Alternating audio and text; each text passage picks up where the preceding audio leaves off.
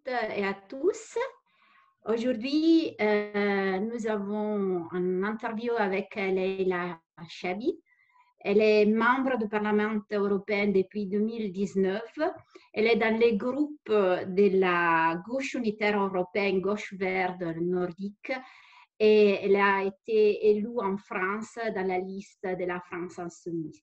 Donc, Leïla vient de présenter le 16 novembre une proposition de directive concernant les travailleurs des plateformes numériques sur laquelle nous aimerions lui poser quelques questions. Donc, d'abord, Leïla, on voudrait bien savoir pourquoi vous avez choisi de présenter une proposition de directive relative aux travailleurs des plateformes numériques.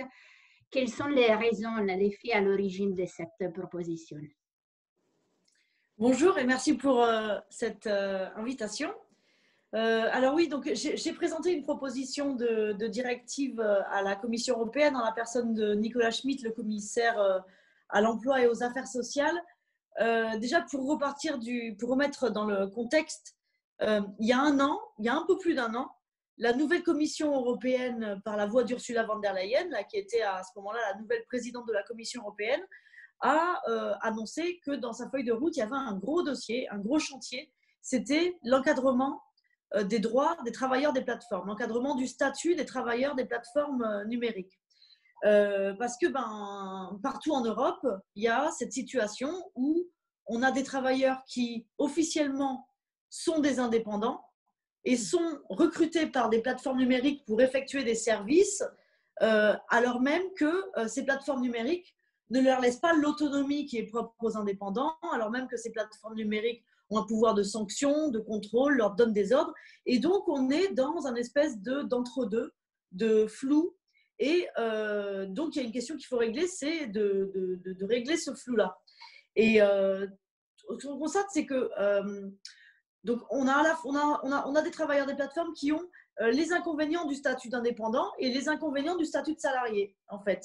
Et on a des plateformes numériques qui s'exonèrent de leur responsabilité d'employeur, en fait, parce que sous prétexte que ce ne sont pas des employés qu'elles ont, mais ce sont des indépendants à qui elles proposent donc d'effectuer une prestation de service.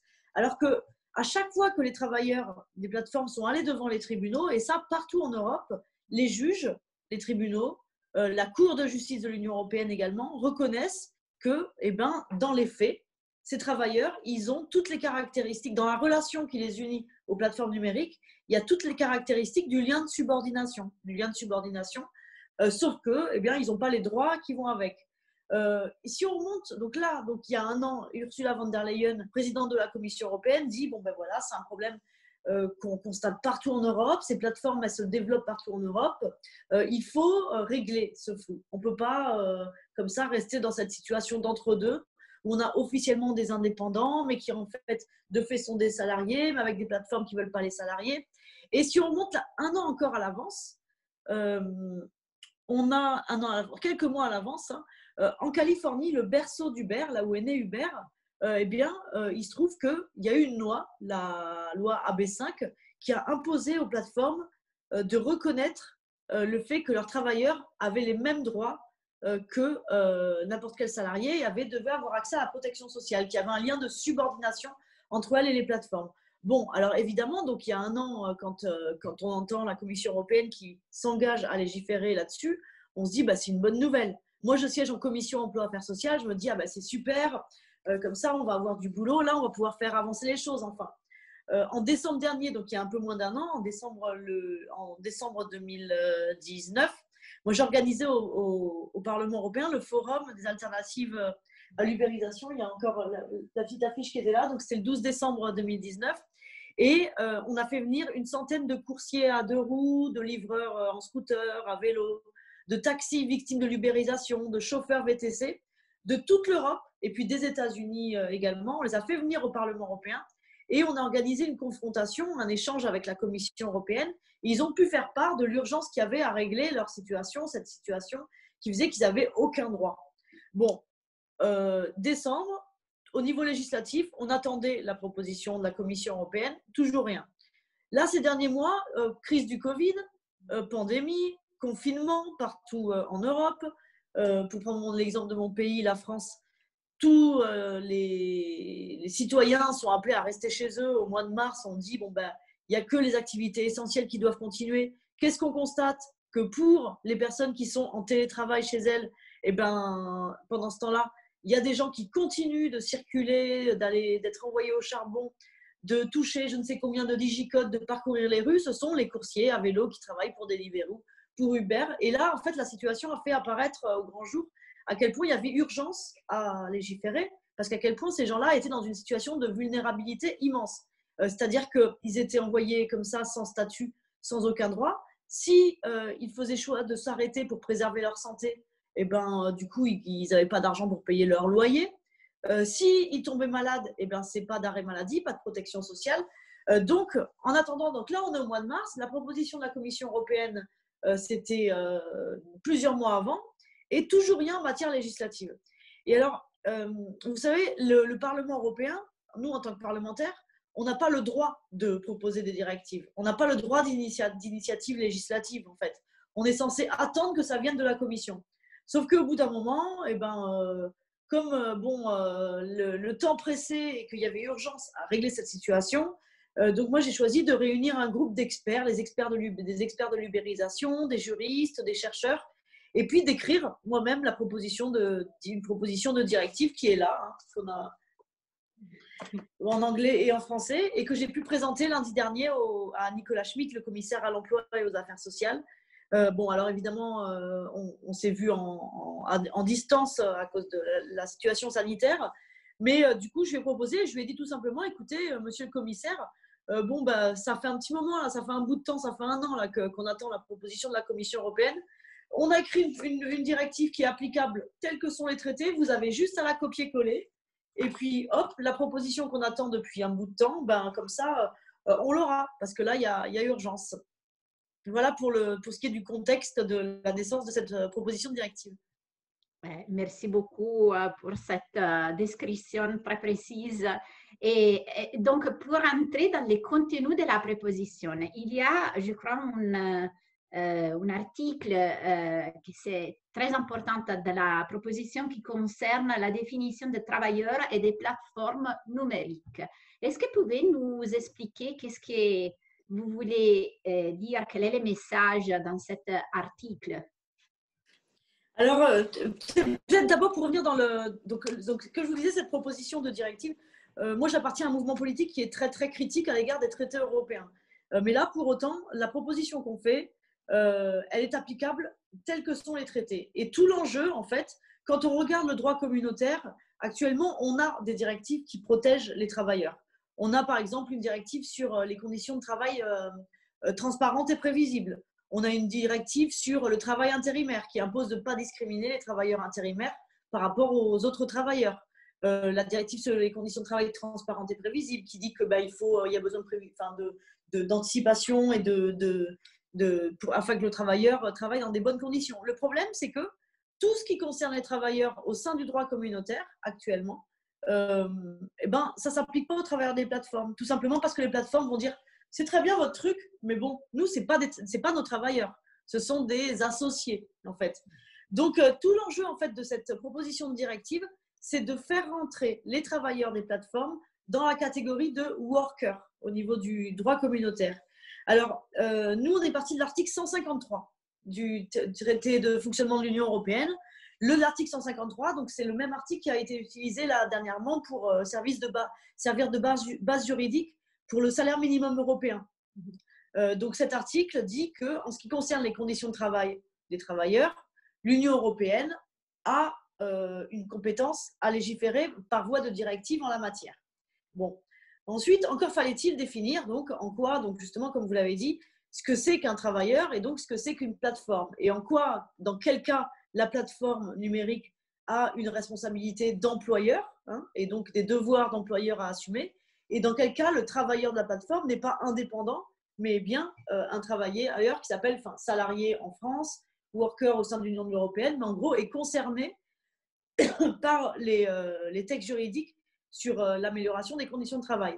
Alors aussi, je tiens à dire aussi qu'une des grosses questions qu'on s'est posées, Parce que vous savez, le gros risque dans cette histoire, en fait, ce serait qu'on institutionnalise la situation actuelle, où on a un entre-deux. Et en fait, cet entre-deux, donc, en fait, actuellement, légalement, on a soit le statut d'indépendant, où on est autonome, on peut fixer ses tarifs, on peut fixer ses horaires, mais du coup, voilà, on n'a pas accès à la protection sociale, au droit du travail, soit le statut de salarié, de travailleur, où on n'est pas aussi autonome, où on a un lien de subordination, mais en contrepartie, on a des droits et de la protection sociale. Et les plateformes, et puis certains bords politiques, aimeraient bien que, pour remédier à la situation d'entre-deux, à ce flou autour du statut des travailleurs des plateformes, eh bien, on institutionnalise la situation actuelle en créant un troisième statut. Et ça, c'est vraiment un gros risque. Et c'est la volonté. Moi, j'ai rencontré les lobbyistes d'Uber et de Deliveroo ici à Bruxelles. Et puis, je m'attendais à ce qu'ils me disent il n'y a rien à changer, la situation me convient très bien. Ils n'étaient pas du tout là-dessus. Ils disaient au contraire, on veut un troisième statut, on est d'accord, il faut donner plus de protection sociale. Ça, ce n'est pas satisfaisant la situation actuelle. On va donner comme ça des petites miettes de droit du travail, des petites miettes de protection sociale, mais en même temps, on ne veut pas donner le statut d'indépendant à nos travailleurs. Parce que si on leur donne vraiment le statut d'indépendant, ça veut dire qu'on ne peut plus les contrôler, qu'on ne peut plus fixer les tarifs. Et donc ça, ce n'est pas possible. Le modèle des plateformes numériques repose sur ça. Et en même temps, on ne veut pas avoir à assumer tous les droits qu'il y a autour des salariés, toute la protection sociale. Donc, on voudrait un troisième statut. Et ça, c'est extrêmement dangereux. Et ça, c'est un gros risque qui nous pend au nez depuis que la Commission européenne a annoncé qu'elle voulait légiférer en la matière. Parce qu'il ne suffit pas de légiférer pour que ça aille dans le sens de l'intérêt des travailleurs des plateformes. Et pour faire un petit aparté, il y a un an, le gouvernement Macron en France a voulu légiférer, donc avec une loi qui s'appelait la loi d'orientation des mobilités, sur le statut des travailleurs des plateformes. Et figurez-vous que plutôt que de faire une loi qui protégeait les travailleurs, il a fait une loi qui protégeait les plateformes contre le risque de requalification de leur contrat en contrat de travail. Heureusement, le Conseil constitutionnel en France a retoqué la loi. Mais ça, quand on discute avec les lobbyistes d'Uber et de Deliveroo, c'est leur modèle, quoi. Ils parlent de Macron avec ce que Macron a voulu faire. C'est très, très dommage que le Conseil constitutionnel ait retoqué. Bref, donc il y avait ce risque de troisième statut depuis le début. Donc nous, dans la proposition, donc on part de là. Donc l'idée est bien justement de faire rentrer les travailleurs des plateformes dans les droits qui concernent tous les travailleurs. Alors, au départ, on était parti sur une première piste où on avait commencé à indiquer le temps, la durée maximum de travail, le congé, le temps, des choses très, très, très précises. Et là, on s'est rapidement rendu compte qu'on faisait fausse route, en fait. Parce qu'on s'est dit que si on allait sur des choses très, très, très précises comme ça, très, très, très précises qui relevaient de la compétence des États membres, eh bien là, on risquerait justement de faire ce qu'on craignait, c'est-à-dire créer un troisième statut, à être trop précis. Donc, en fait, simplement, l'objet de la directive, c'est de dire un travailleur d'une plateforme numérique, dans chacun des États membres, il a accès au droit du travail et à la protection sociale de chacun des États membres. Avec en plus des choses, par contre, qu'on a quand même laissées dans la proposition, qu'il fallait indiquer. Là, clairement, c'est les questions de données, d'accès aux données, et la question de l'algorithme. Parce que actuellement, en fait, ce qui fait aussi une des caractéristiques de ces plateformes, c'est que les travailleurs sont dirigés par un algorithme et il n'y a aucune transparence sur l'algorithme. Ils ne savent pas ce qui fait que, ils se rendent compte des fois, ils se rendent compte qu'une fois quand ils acceptent trop de courses à bas prix, on va leur proposer que des courses à bas prix, ou inversement, quand ils en refusent trop, on ne va plus leur en proposer. De temps en temps, on va les déconnecter. Donc ça, et la transparence de l'algorithme. Et après, donc, pour en venir à la définition de la plateforme et la définition des travailleurs, il a fallu déjà définir quel était le champ d'application. Parce que la situation qui est problématique, elle n'est pas problématique pour toutes les plateformes numériques. Par exemple, vous avez dans les métiers intellectuels, par exemple, les métiers de graphiste. Il y a des graphistes qui travaillent pour des plateformes et où les plateformes jouent réellement uniquement le rôle d'intermédiaire. Quand une plateforme numérique joue le rôle d'intermédiaire et pas plus, entre le client et le professionnel, l'indépendant, il n'y a pas de souci. Il n'y a pas ce statut de faux indépendant qui pose problème. Et c'est le cas, par exemple, pour les graphistes. Et c'est pour ça que nous, on s'est dit comment on va, donc là-dedans, évidemment, définir, donc à la fois du côté de la plateforme, on s'est dit que d'abord, il fallait que ce soit ce qui étaient les caractéristiques là, de la plateforme concernée par cette directive. C'est d'abord que le service rendu, il était offline, en fait. Il était dans la vie réelle. C'était un service rendu physiquement et pas uniquement donc, par un jeu d'intermédiaire qui se faisait en ligne. Par ailleurs, il fallait que la plateforme, manifestement, ait un contrôle à la fois sur le contenu, sur les conditions de travail, et un pouvoir de décision sur les conditions de travail, et sur le montant de la rémunération. C'était une autre caractéristique. Et puis, nous, on allait encore plus loin donc, dans cette proposition en limitant donc, le champ des plateformes en précisant, même si on ne limite pas strictement parce qu'on a indiqué notamment, mais à tout ce qui était transport, le secteur du transport de personnes et la livraison, et notamment la livraison de repas. Ça aussi, c'est une question qu'on s'est posée parce que dans le fond, en fait, si on regarde au-delà de notre proposition, l'enjeu, il est beaucoup plus large que les questions des plateformes numériques. En fait, l'enjeu, c'est la question du faux indépendant. Comment on utilise comment on dévoie le statut d'indépendant pour des choses qui ne sont pas. Et vous savez, là, il y a quelques semaines, moi, je suis allée soutenir des salariés en grève d'un supermarché, une chaîne qui s'appelle Monoprix en France. Ils demandaient, bon, voilà, bénéficier d'une prime Covid. Figurez-vous qu'à Monoprix, il y a eu des suppressions d'emplois parce que pendant le premier confinement en France, ils ont découvert qu'ils pouvaient, plutôt que d'avoir des salariés, ils pouvaient recourir à des étudiants qui étaient sous statut de micro-entrepreneurs, donc d'indépendants, qui passaient par une plateforme qui s'appelle StaffMe, et donc on remplaçait les agents de caisse par des étudiants indépendants. Donc on voit bien que si, par exemple, on va sur la voie d'un troisième statut, le risque, c'est quoi? C'est qu'après, ce troisième statut, il soit utilisé pas uniquement pour les plateformes, mais qu'il soit utilisé pour les supermarchés, pour les banques, et puis après là, et en fait, qu'il ait vocation à remplacer le droit commun, le statut de travailleur tel qu'il est aujourd'hui et tel qu'il est le fruit de décennies, voire de siècles de lutte sociale, de combat social pour la protection sociale et le droit du travail. Donc, mais bon, nous, on a fait le choix de façon pragmatique, donc, de limiter les plateformes donc, aux caractéristiques que je viens de vous donner.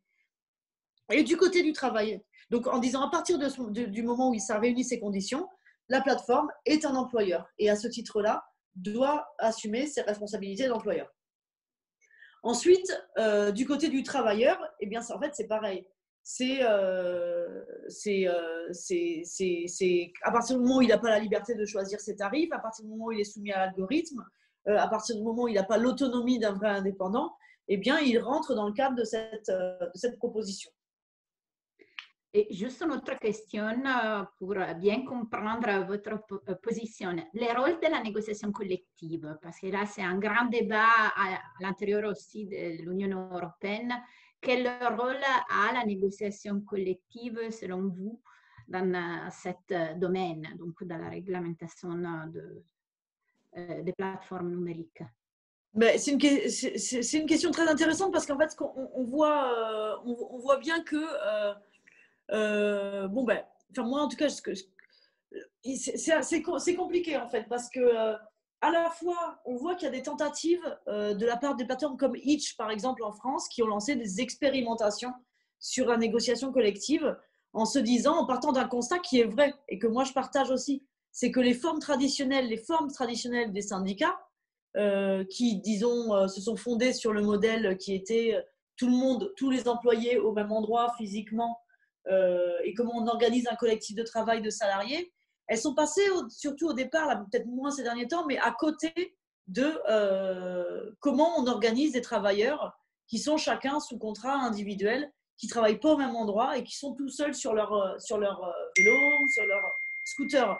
Elles sont passées à côté de ça. Mais le risque, c'est qu'en fait, donc, sous prétexte que les syndicats sont passés à côté de ça, eh bien, il y a une forme d'instrumentalisation de la part des plateformes qui vont faire de la fausse de la fausse négociation collective, en fait, quoi. Et là, on a vu qu'il y a quelques semaines, il y avait encore un forum organisé par Deliveroo. Moi, je connaissais des travailleurs qui ont participé au forum Deliveroo et ils me racontent que c'est, mais vraiment, c'est du baratin, quoi. Ouais, c'est du foutage, je vais pas dire, c'est du foutage de gueule, quoi. Enfin, c'est quelque chose qui, justement, sous prétexte que c'est souple, qu'il n'y a pas de syndicat, en fait, on choisit qui est-ce qu'on fait venir, on choisit qui sont les représentants légitimes et qui ne le sont pas. Donc c'est au final assez.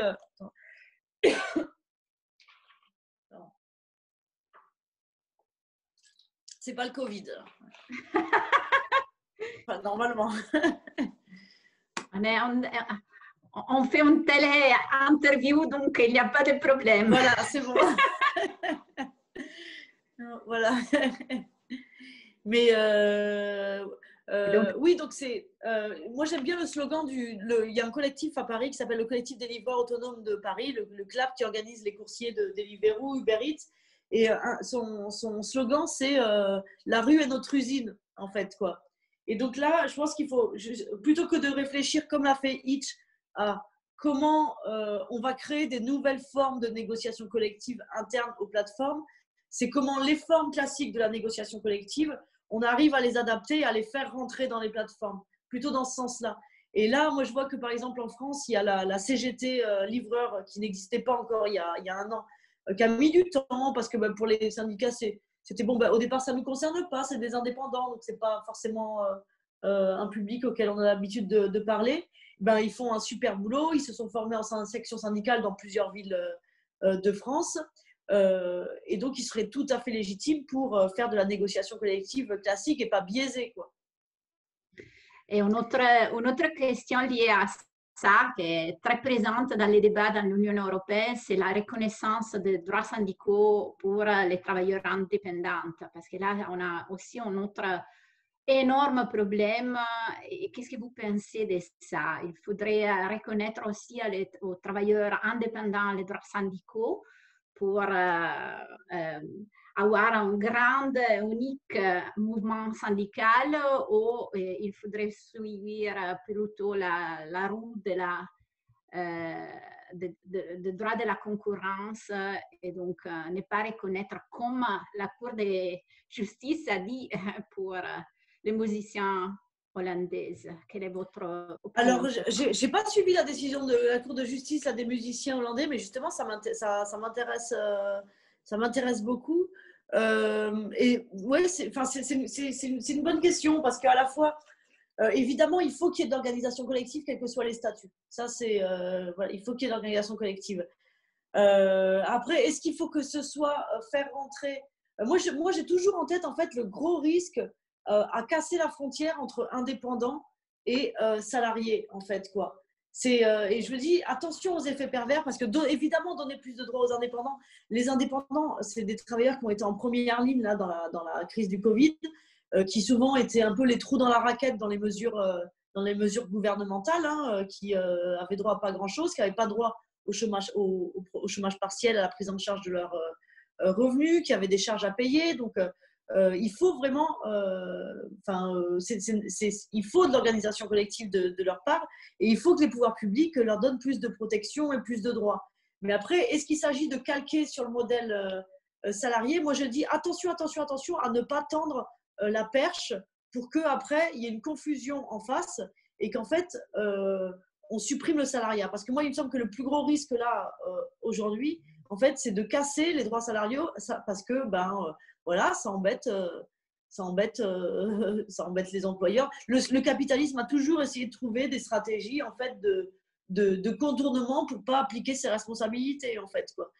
Moi j'ai commencé à militer il y a 15 ans avec le mouvement des stagiaires génération précaire et en fait on était des jeunes diplômés qui cherchions un emploi, mais officiellement le stage c'était un passage par l'entreprise pour ensuite avoir un vrai boulot, et sauf que le stage c'est devenu toujours la période d'essai, sauf qu'avant la période d'essai c'était avec un contrat de travail, et là le capitalisme a s'est rendu compte que on pouvait utiliser des jeunes hyper corvéables, motivés, compétents, qui espéraient un boulot à la fin, donc allaient en faire 2 fois plus que les autres, en les employant en stage. Et du coup, entre l'entreprise qui emploie des gens avec des contrats de travail à vrai salaire et l'entreprise qui va employer 60% de stagiaires dans ses effectifs, il y a une concurrence déloyale.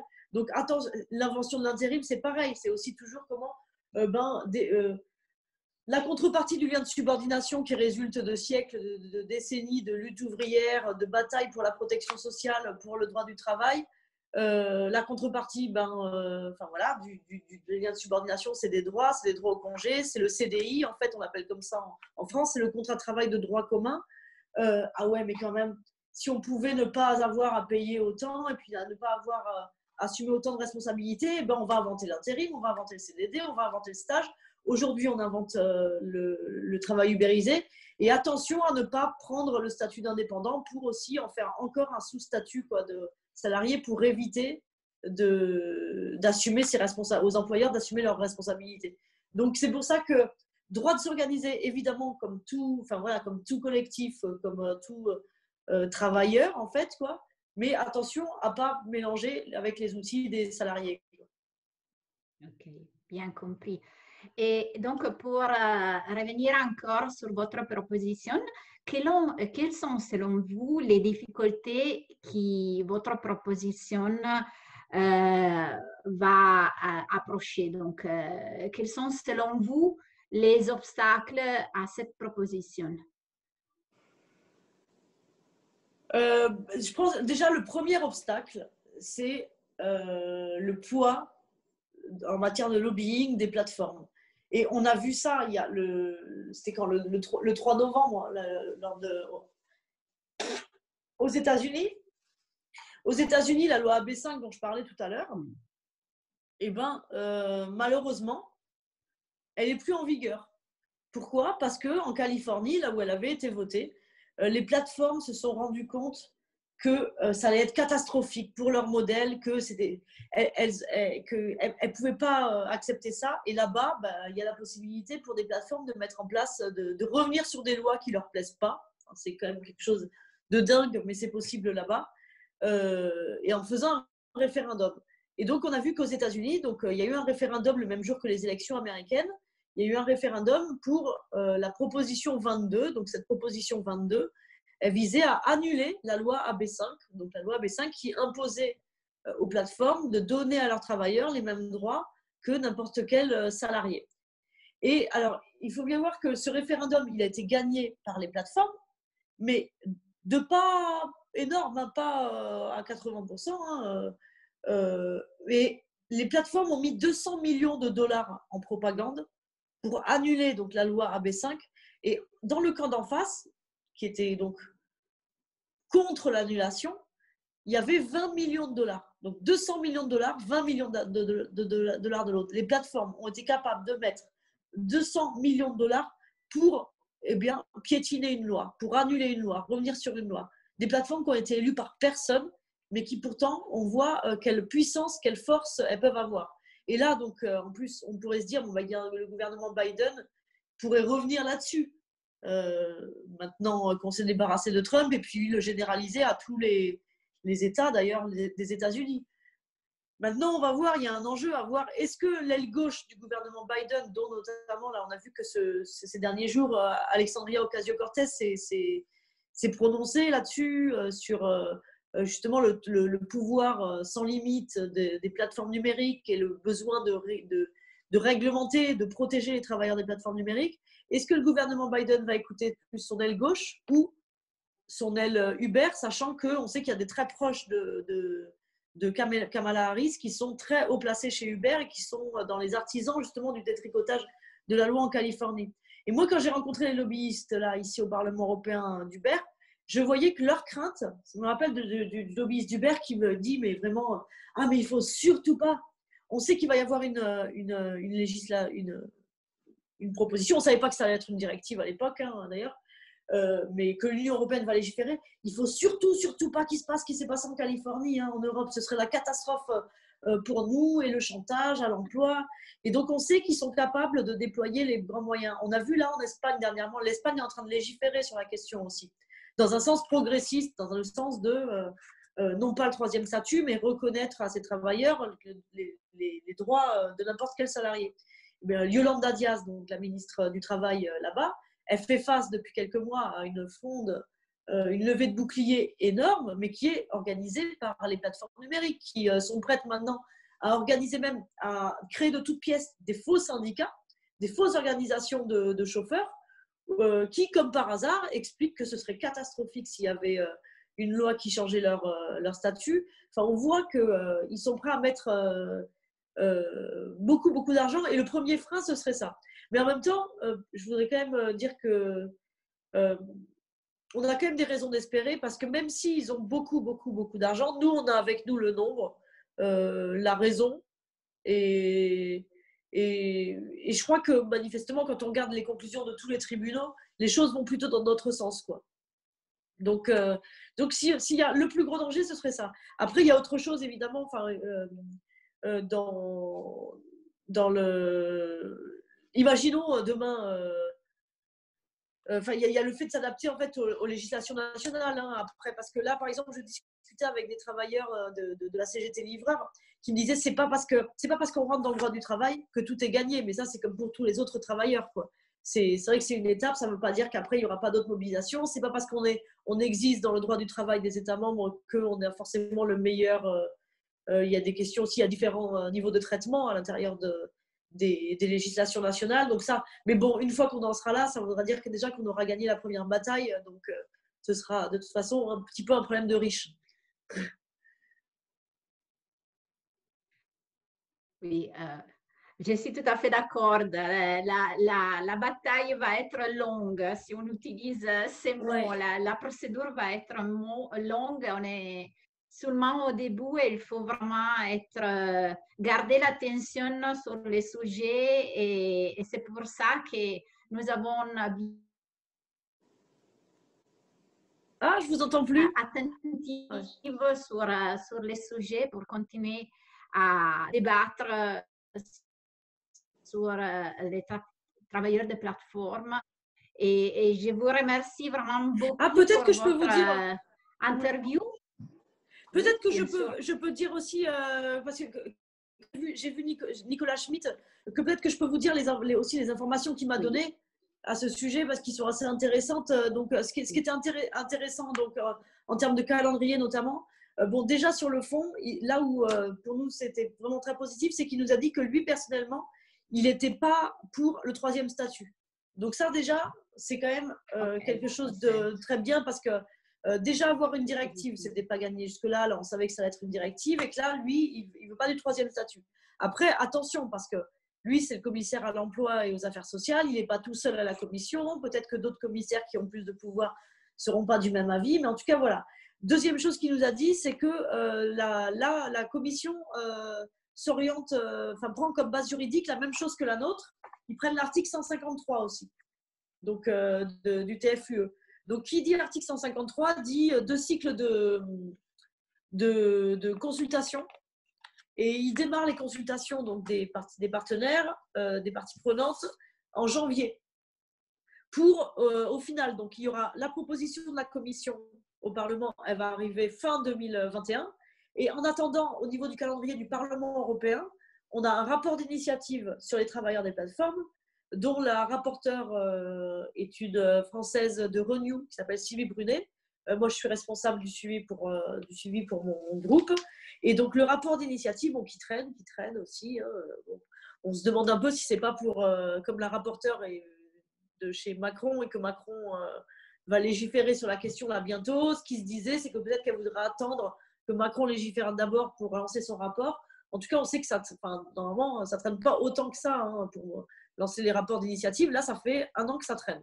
Mais bon, donc là, on devrait avoir le draft en courant décembre et démarrer les réunions de négociation sur ce rapport d'initiative de la Commission emploi affaires sociales en janvier, pour un vote par le Parlement au mois de juin. Voilà. Donc, vote au mois de juin sur le rapport d'initiative, proposition de la Commission au Parlement fin 2021.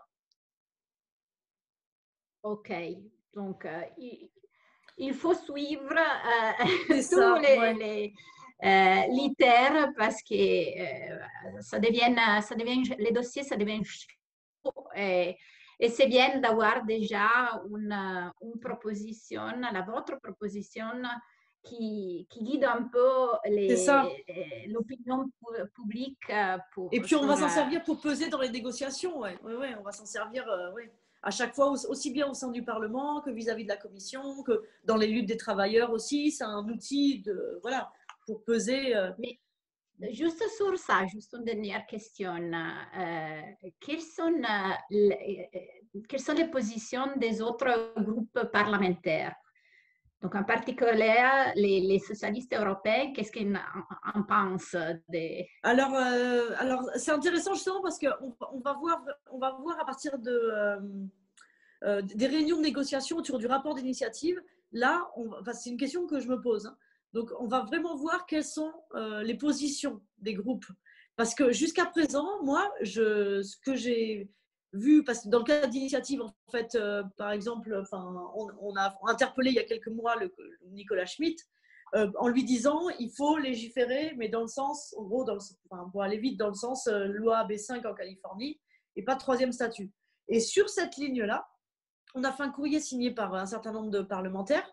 Et donc, on avait les Verts, on avait des socialistes, on avait même Denis Radke, des gens du PPE, de la droite. Hein, et les plus réticents, en fait, c'était les Français de Renew, qui, eux, étaient sur la ligne Macron, parce que comme Macron, c'est le grand ami d'Uber et des plateformes, donc, justement, on se demande, après, ça ne veut pas dire les signatures qu'on avait, c'est les signatures individuelles, pas au nom des groupes. Mais moi, de ce que je ressens dans les discussions, j'ai l'impression qu'on est vraiment sur la même. C'est ça aussi qui me rend optimiste. Hein, c'est que les socialistes sont du même avec nous. Les Verts, pareil. Renew, ça dépend qui on va voir. Les Français, non, mais d'autres plutôt ouverts. Et que même à droite, il y a une ouverture. Mais ça, c'est des choses vraiment que moi, je suis assez pressée de savoir, qui vont être confirmées ou infirmées à partir de janvier, au moment où on commencera les négociations vraiment sur le fond, quoi, pour savoir. la position des différentes Oui, voilà, personnes ouais, pour à savoir l'intérieur vraiment des la groupes. position. C'est ça, ouais. Mais en tout cas, moi, les personnes qui vont être shadow rapporteurs, donc responsables pour leur groupe dans le cadre du rapport d'initiative, je sais que la rapporteure SND, je sais qu'elle est fournie sur la même longueur d'onde. La verte, pareil. Kim Van Sparentak. Donc ça fait déjà 3. Bon, la gauche déjà, voilà. En tout cas, à gauche, à minima à gauche, mais moi je pense qu'on peut aller plus loin. À minima à gauche, on est sur la même longueur d'onde. Donc, merci vraiment pour cette explication très précise des différentes positions dans le Parlement européen. Je vous remercie vraiment pour votre disponibilité, pour avoir nous expliqué beaucoup de choses sur votre proposition et aussi sur l'ITER législative. Et pourquoi Merci pas à vous. peut-être que dans les prochains mois, on va vous interviewer encore parce qu'il y a des choses qui vont arriver bientôt. Donc, n'hésitez pas. Beaucoup. Merci beaucoup. Merci à vous. Au Avec revoir. plaisir. Au revoir. Au revoir.